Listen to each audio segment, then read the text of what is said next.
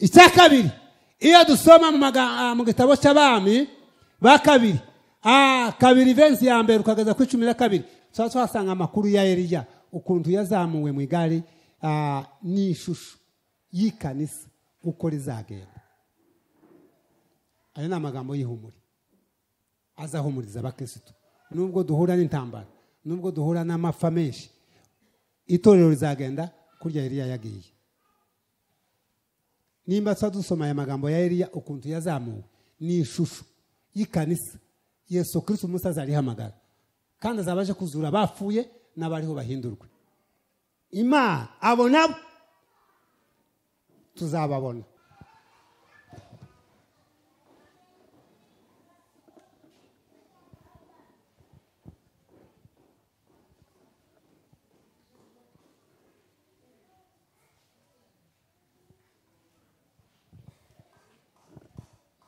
Ni sura ya 4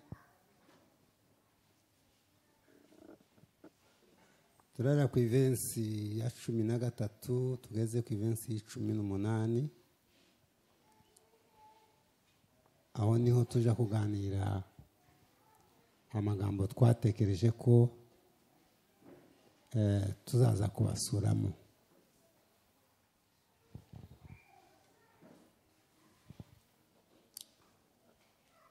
Urwandiko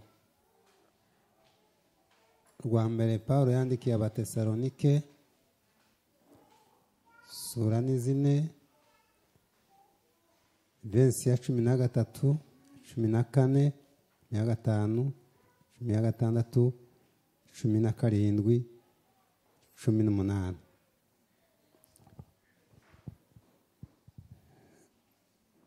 Dusome turangije tubumbe ibitabo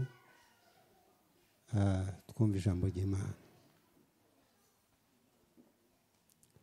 Ariko bene data tidushaka ko mutamenya ibyo abasinziriye, mutababara nk'abandi badafite ibyiringiro.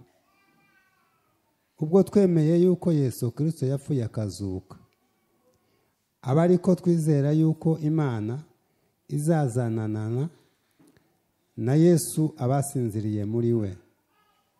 Iki nico tubabwira tukibwirijwe n'ijambo ry'umwami wacu yuko twebwe abazaba bakiriho basigaye kugeza kuza k'umwami tutazabanziriza na hato abasinziriye. Kuko umwami ubwe azaza amanutse avuye mu ijuru aranguruye ijwi rirenga hamwe n'ijwi rya marayika ukomeye n'impanda y'Imana. Nuko abafiriye muri Kristo nibo bazabanza kuzuka, maze natwe abazaba bakiriho basigaye duhere ko tujananwe nabo tuzamuwe mu bicu gusanganira umwami mu kirere. Nuko rero tuzabana n'umwami iteka ryose. Nuko mumaranisha imibabaro kubwirana aya magambo. Amen. Subira kuri verse 18 iravuze ngo nuko mumaranishe imibabaro kubwirana ayo magambo. Amen.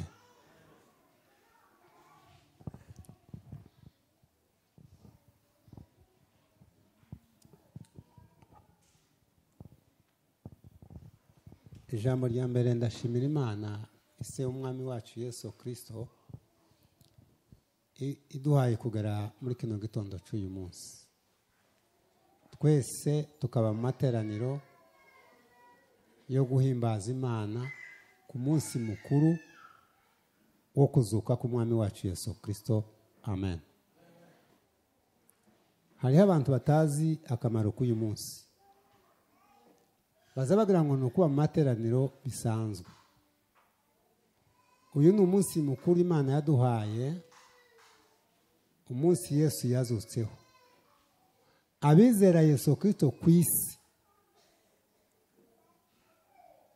baza bizihiza uyu munsi. Urarutiriya minsi iyindi minsi yose guhera n'akazi n'umuhagaza n'iposho. nubwo twogira imikutano tugaterana bakavuga amagambo y'Imana, ariko uyu munsi ni umunsi abakristo tugomba guhereza agaciro ku isi yose. Ndashimira Imana ko tugejejeho tukiri bazima. Amen. Ndashimira ubuyobozi bwa Gerezo des Âmes hamwe namwe abakristo mwese. Tukimara gutekereza iri jambo ryo kuza kubasura, kubera mwagiye muhura n'ibyago byo kubura abakozi b'Imana n'abakristo, turatekereza turavuga ngo reka tuzaze kubasura nk'abakristo bagenzi banyu. Kandi indoro yacu ni mu ijambo ry'Imana. Turandika, turabandikira, murabyakira, murabyemera, muduhereza karibu. Turavuze ngo bavandimwe bene data, Imana ibahereze imigisha. Tumaze gutekereza,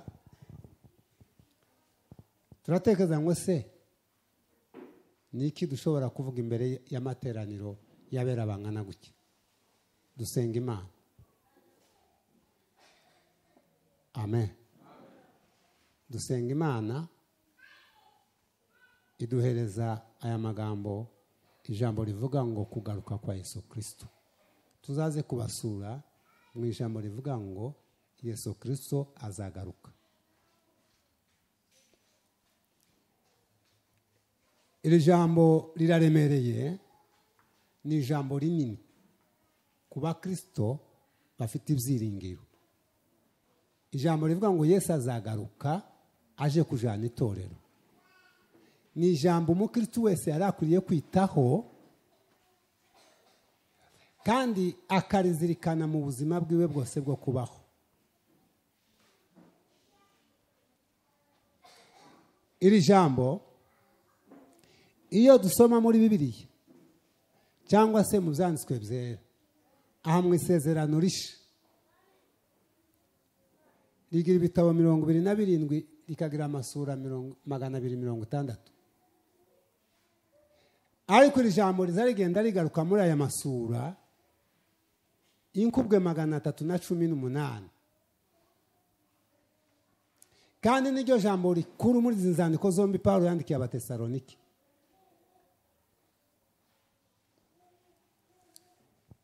Ubundi naratekereje, si mu Batesalonike gusa, no mu bakristo twebwe twese ni ijambo rinini rivuga ngo Yesu Kristo azagaruka. Dutekereza kuza kubasura, twatekereje kuzaza kubabwira ko Yesu Kristo azagaruka kujana itorero rye.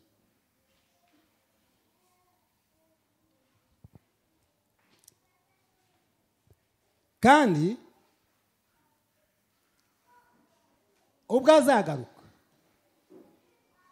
umunsi ntazi n'umunsi mutazi, azagaruka ahagarare mu kirere, tazakandagiza amaguru ye hano ku isi. Iri jambo ribamwe amagambo abiri. Habamwe ijambo rivuga ngo ubwo azaba aje kujana itorero azahagarara mu kirere, azaba ari kumwe n'Imana, azaba ari kumwe na marayika ukomeye nawe ubwiwe. Aho niho bazahamagarira itorero, azahakorera amagambo abiri. Ijambo rya mbere, azavuga ku ijwi rirenga, abanze kuzura bapfuye, barimo Shenderake, barimo na Bakiruhura, barimo na Bamuzehe na Bagakunzi, n'abandi bagiye imbere yabo, n'abandi bazabakurikira. Icyo nicyo cya mbere azabanza gukora. Aho niho haba ihumure ry'abakristo, aho niho haba ibyiringiro by'abakristo. Bwana asifiwe. Abakristo bahabasha mu ijuru, aho niho habamwe ihumure kandi habamwe n'ibyiringiro byabo. Abakristo twebwe twese naho niho dufite ibyiringiro. Iri jambo, ijambo rya kabiri, ngo azabaje guhindura abazaba bakiriho. Ayo niyo magambo Paulo yabwiye Abatesalonike. Natwe uno munsi wa none ijambo ry'Imana ni twebwe riharibira.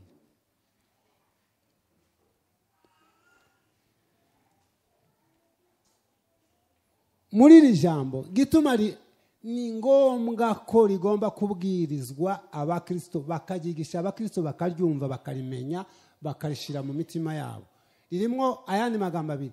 Ijambo rya mbere ngo nimwo haba mwihumure ry'umukristo wari we wese. Ijambo rya kabiri ngo rizari twihanganisha mu bigeragezo tugenda duhura nabyo tukiri hano ku isi. Amen. Ejo nijoro mpaye nsoma amagambo yo kurwana urugamba mu buryo bw'umwuka, nasanzemo amagambo atatu nyine muri aya ngaya tuhaye tuvuga. Ijambo rya mbere ngo Yesu Kristo yarwanye urugamba ari mu butayu ararunesha. Ijambo rya kabiri Yesu Kristo arwana urugamba rwo ku musaraba ararunesha. Ijambo rya gatatu biravuga ngo natwe abakristo twese ngo ni twebwe dukwiriye kwamamaza intsinzi ya Yesu Kristo. Bwana asifiwe. Abakristo twese ngo ni twebwe natwe tugomba kwamamaza intsinzi ya Yesu Kristo, tukaja mu mahanga tukabwira amahanga ngo Yesu Kristo yaranesheje ku musaraba. Kandi ijambo rya kabiri tukabwira amahanga ngo Yesu Kristo yanyaze Satani na rufu, abanyaga ubushobozi n'ubutware, none intsinzi ni ya Yesu Kristo. Amen. Aho niho haba mwihumure ry'abakristo. Iyo tuvuga ngo Yesu Kristo azagaruka, ni ijambo rihumuriza umukristo wari we wese kandi rikamwihanganisha.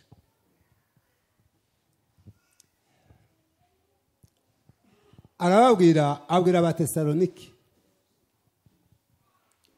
ijambo rya mbere yababwiye ngo mw'Abatesalonike mwe, sinshaka ko mutamenya iby'abasinziriye.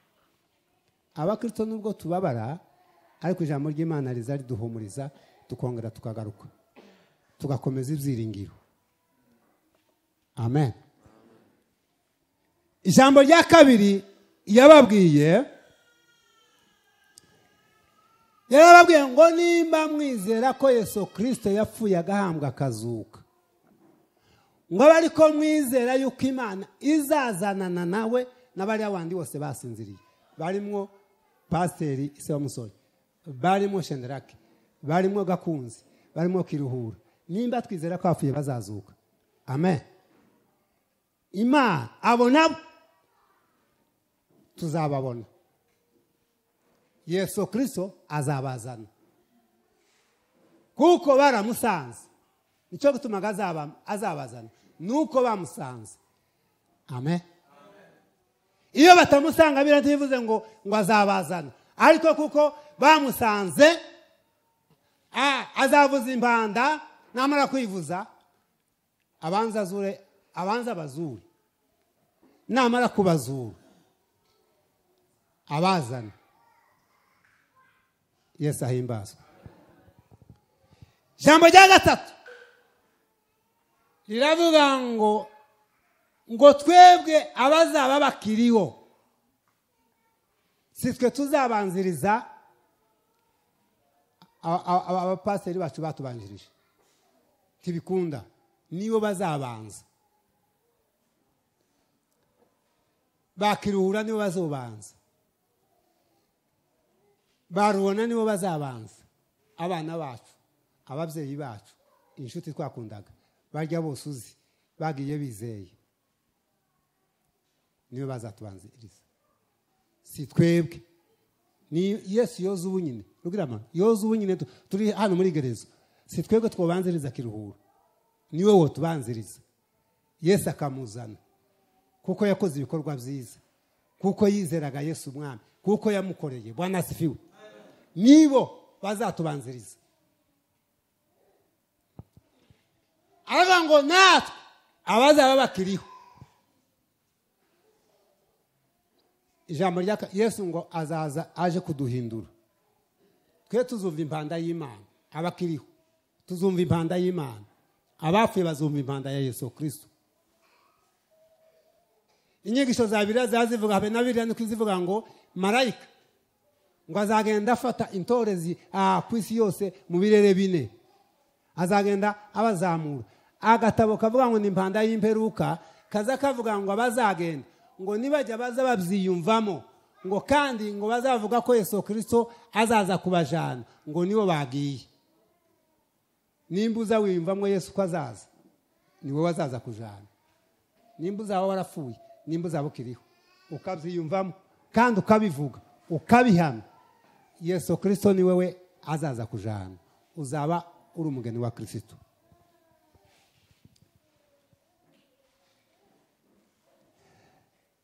Arababwira ngo nuko tumaranisha imibabaro. Nimba ibyago bitubayeho nk'ibi, nta kindi kizakidufasha ni ukubwirana aya magambo tukamaranisha imibabaro tugakomeza ibyiringiro. Ijambo rya kabiri,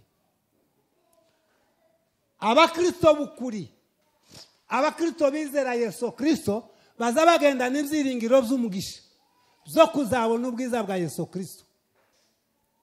Amen. Abakristo ngo baza bagendana ibyiringiro by'umugisha zo kuzabona ubwiza bwa Yesu Kristo. Paulo yandikira Tito isura ya 2 verse 13 kabiri no ku 13. Yaravuga ngo dufite ibyiringiro zo kuzabona umugisha w'ubwiza bwa Yesu Kristo, ngo niwe Mana yacu ngo kandi ikomeye. Dufite ibyiringiro. Bwana sifi. Ngaruke kuri Yobu. Yobu hari amagambo 3 yavuze mu gihe yari kumwe na za nshuti ziwe zaje kumusura, ngo zimubwira amagambo yo kumubabaza, ariko abasubiza mu magambo 3. Ijambo rya mbere, Yobu ngo yahinyuye amagambo yabo, arayahinyura, arabwira ngo ayimuhaye mubwira siyo. Ahinyura amagambo y'uburyarya, ngo bari kwamubwira amagambo y'uburyarya, ariko Yobu ngo ahinyura amagambo yabo y'uburyarya. Iryo ni ijambo rya mbere. Ijambo rya kabiri, ngo Yobu abasubizanya kwizera. Abakristo babaja mu ijuru so dusubizanya kwizera. Amen. Ijambo rya gatatu, ngo Yobu akomeza ibyiringiro bye tivanyeganyega, akomeza ibyiringiro bye. Hari amagambo yavuze, yaravuze ngo uruhu rwanje nirumara kubora ngo nzirebera umucunguzi wanje n'ayanje maso, ngo atari amaso y'uwundi. Ese namwe niko bimeze? Ese mwavuga amagambo nka Yobu? Ese mwusubizanya kwizera? Bibiliya zivuga ngo ese hari kibazo Yesu yabajije, aravuga ngo se umwana w'umuntu nagaruka ngo azasanga kwizera kukiri mu isi?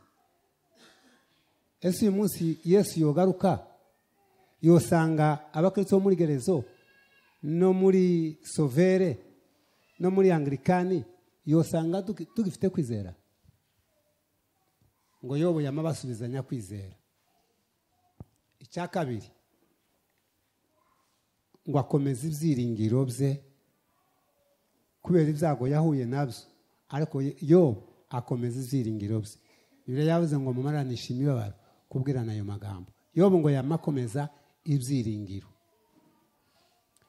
Ijambo rya kabiri Yobu yavuze, aravuga ngo nzabimanukana mbigerane ku myugariro y'ikuzimu, ngo mbyirorosane mu mukungugu, ngo ari umunsi umwe Yesu nahamagara bizankangura. Ibyo byiringiro tubigendana, dufite ibyiringiro by'umugisha byo kuzabona ubwiza bwa Yesu Kristo. Tubigendana haba mu mvura, haba mu mbeho, haba mu byago, haba mu makuba. Paulo yabwiye Abaroma, aravuga ngo ese niki cyo dutandukanya n'urukundo rwa Kristo? Ni ukuba mu byago n'ugukena n'ukwambara ubusa niki cyadutandukanye yamavuga ngo ntabiriho tabizaza Yobu nubwo yahuye n'ibyago nta kigeze kimitandukanya n'Imana yakomeje kwiringira Imana yonyine ubwayo aravuga ngo Imana niyo yabimpaye ngo kandi ibijaye bavandimwe ababyeyi bacu badusize basanze Kristo umunsi umwe Yesu azabazana dufite ibyo byiringiro by'umugisha zo kuzababona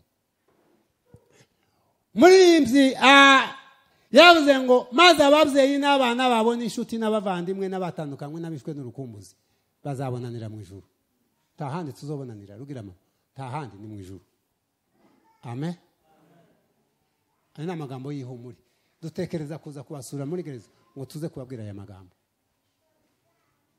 dukomezanye muri urugenzi dufite rwo kuja mu ijuru dufite ibyiringiro ijambo rya gatatu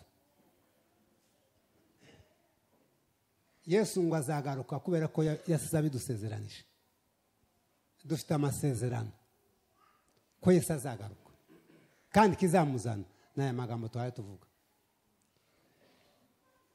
mu butumwa bwiza bwa Yohana 14 no kuri 3 asigabwe yabigishwa ngo mwizere Imana ngo naje munyizere ngo ngiye kubateguriza ibyicaro nzagaruka mbajana iryo ni isezerano dufite rizari duhumuriza iyo tugize ibyago iryo ni isezerano dufite iyo abacu badusize rizari tubwira ngo nimuhumure Yesu Kristo azagaruka azabaje kujana itorero rye ijambo rya kabiri abwira abafilipi arabwira ngo naho twebwe iwacu ni mu ijuru niho dutegereje umukiza kuko azava ngo uzaza guhindura imibiri yacu yo gucishwa bugufi ngo akayishushanya n'ubwiza bwe abatarishushanije ngo muri ringa ryo hirya ubwo twari dufite agape batubwiye amagambo yo kwishushanya abatarishushanije Yohana umunsi umwe ngo yarababonye abona itorero rihari zamuka Yesu ngo abaza Yohana bari mu mwuka iyo turi mu mwuka tuba turi kumwe na Kristo Bwana asifiwe iyo turi mu mwuka tuba turi kumwe na Kristo Yesu ngo aramubaza ngo se yewe Yohana bariya ni bande Yohana aramubwira ngo simbazi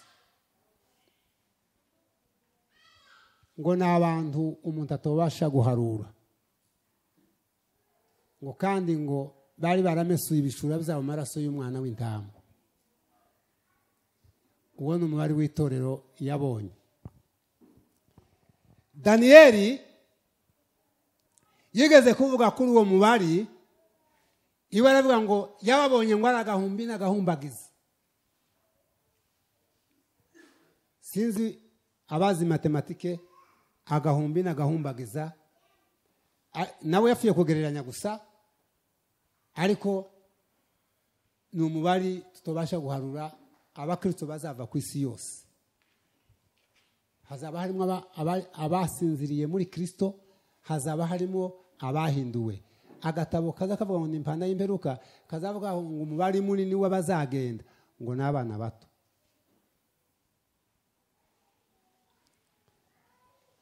azagaruka kuko yabisezeranye icongeyeho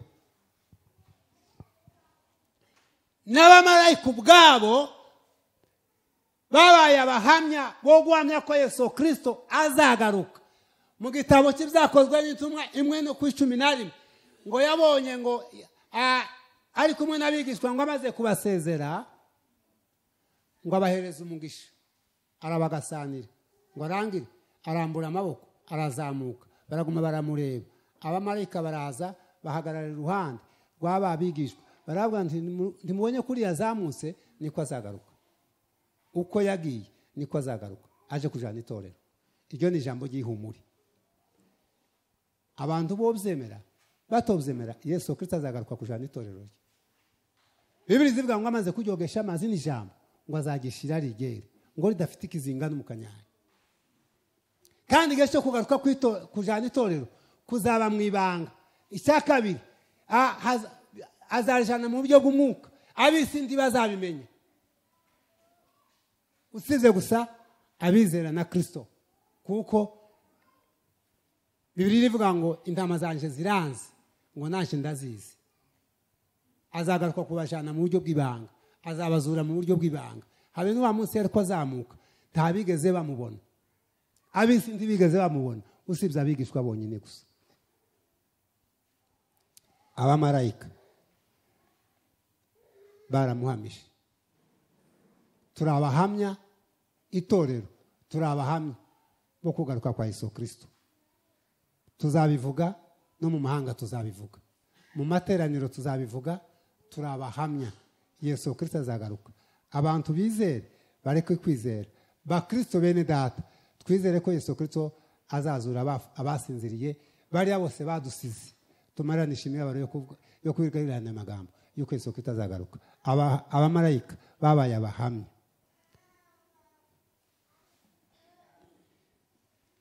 Bibiliya iyo dusoma mu gitabo cy'Abami, rero duhereye haruguru, iyo dusoma mu Itangiriro 5:24 mu rwandiko rw'Abaheburayo 11:5 hazatubwira amakuru ya Enoki. Enoki ngo yakiranukiye Imana, ngo arangize gukiranuka, ngo agendana n'Imana imyaka 300. Ngo Imana iraza iza kumusura, ngo imare Enoki aramuherekeza. Enoki agenda adapfuye, Imana iramwimura iramujana. Iyo ni ishusho y'ikanisa ukuntu rizagenda. Amen. Icya kabiri, iyo dusoma mu gitabo cy'Abami ba kabiri 2:1 ukageza ku 12, twasanga amakuru ya Eliya ukuntu yazamuwe mu igari, ni ishusho y'ikanisa uko rizagenda. Ayo ni amagambo y'ihumure, azahumuriza abakristo. Nubwo duhura n'intambara, nubwo duhura n'amapfa menshi, itorero rizagenda kurya Eliya yagiye. Nimba dusoma aya magambo ya Eliya ukuntu yazamuwe, ni ishusho y'ikanisa Yesu Kristo Musa azarihamagara, kandi azabaje kuzura bapfuye n'abariho bahindurwe. Ijambo rya gatatu ni twari tubuze, rivuga ngo Yesu Kristo yazamutse ari kumwe n'abigishwa hariya ku musozi wa Mezetuni. Iyo ni ishusho ya gatatu igaragaza uburyo Yesu Kristo azaza kujana itorero rye. Bizagenda gute ubwo Yesu Kristo azagaruka? Pawulo yarabivuze hano mu rwandiko rwiwe 15, urwandiko rwa mbere Pawulo yandikiye Abakorinto 15, uhereye ku ivensi ya 51 ukageza ku ivensi ya 56. Hariho amagambo azatwereka uburyo itorero uko bizagenda, itorero riri harizamuka. Kuri 51 haravuga ngo mureke bamenera ibanga. Ibanga nta mu isezerano rishya ntibari bazira ibanga, ariko Imana ishimwe ko yaduhaye umwuka wayo akaza kuduhishurira kugira ngo tubashe kumenya amabanga y'Imana. Amen. Umwuka twawe Pawulo yarahishuriwe, yigeze kubivuga ngo hari umuntu wagiye ngo mu ijuru rya gatatu, ngo nimba ari mu mwuka, ngo nimba ari mu mubiri, ngo ntabizi. Ariko amaze kugera muri cyo gihugu cy'umwuka muri Beula ahishurirwa aya magambo. Aravuga ngo mureke mbamenera ibanga, twese ntituzasinzira, ngo tuzahindurwa mu kanya gato nk'ako guhumza. Mu Kirundi narasomye aravuga ngo ni nka kujya ko gukubita ingohe ku maso. Yesu azabagarutse, Yesu azabajanye itorero mu kanya gato kako guhumza. Uko niko bizagenda.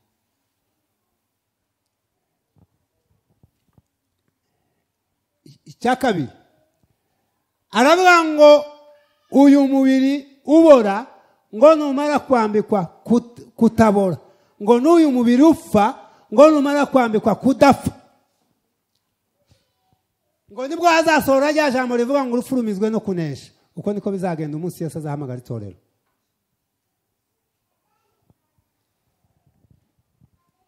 Turashoje.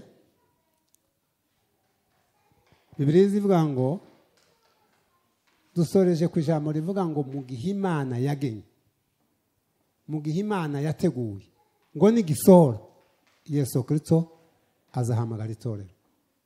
Turinze igihe Imana yagenye. Muri ndavuze ngo igihe nikera uko tuzamera nti kurerekanwa, ariko niyerekanwa tuzasa nawe. Bwana asifiwe. Yohana yabonye ubwiza bwa Yesu Kristo, reka avuga ijambo rimwe gusa, ngo yabonye mu buranga bwiwe gusa, ngo abona ngo asa n'izuba iyo rirashe. Ezekiel, Daniel iwe yamavuga ngo amubona ngo asa n'inyenyeri. Petero niwe wavuze ngo namubonye ngo asa n'inyenyeri yo mu ruturuturu. Bwana asifiwe. Ariko bose ko bakabakaba bose ntibabonye ubwiza bw'Imana. Ariko umunsi Yesu Kristo naza tuzasa nawe. Tuzaba dufite imibiri y'umwuka, si iyi mibiri twambaye. Ngo hazabanza umubiri w'umwuka, hakazaheruka azabanza imibiri iyi twambaye y'inyama, ariko hakazaheruka imibiri y'umwuka. Yesu ubwo azaza kuduhamagara tuzaba dufite imibiri y'umwuka, dusa n'ubwiza bwa Yesu Kristo. Ijambo ry'Imana ribahumurize kuko azagaruka kujana itorero. Bavandimwe, Yesu Kristo igihe cyo kuza kiri hafi. Mwitegure kuko Yesu ari hafi kujana itorero rye, bari bose tukazabona. Ijambo ry'Imana tuganze. Amen.